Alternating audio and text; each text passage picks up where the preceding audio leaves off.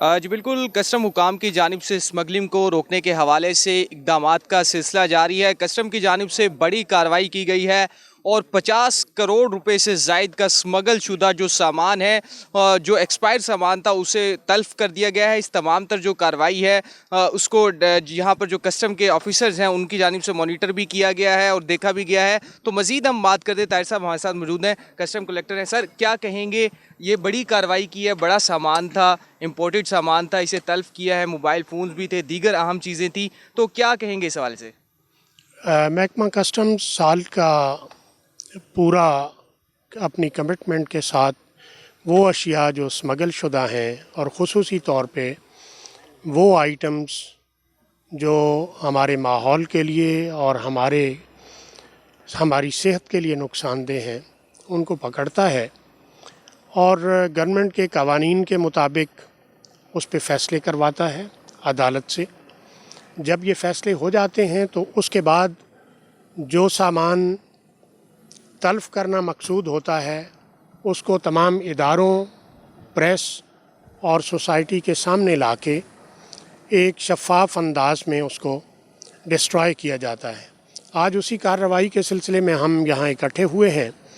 और तमाम अशिया को हमने एक मुनज़्ज़म तरीके से कानून के मुताबिक तल्फ़ करने का इंतज़ाम किया है। इसका एक इंसानी पहलू जो बहुत ज़्यादा उजागर करने की ज़रूरत है वो ये है कि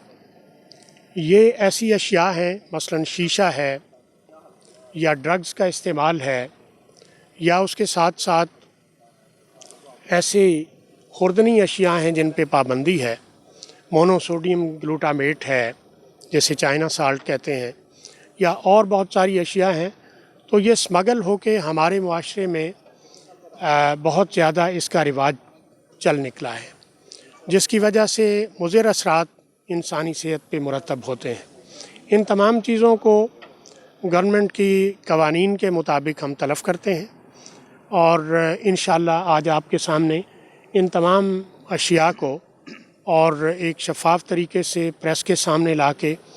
इसको डिस्ट्रॉय किया जाएगा।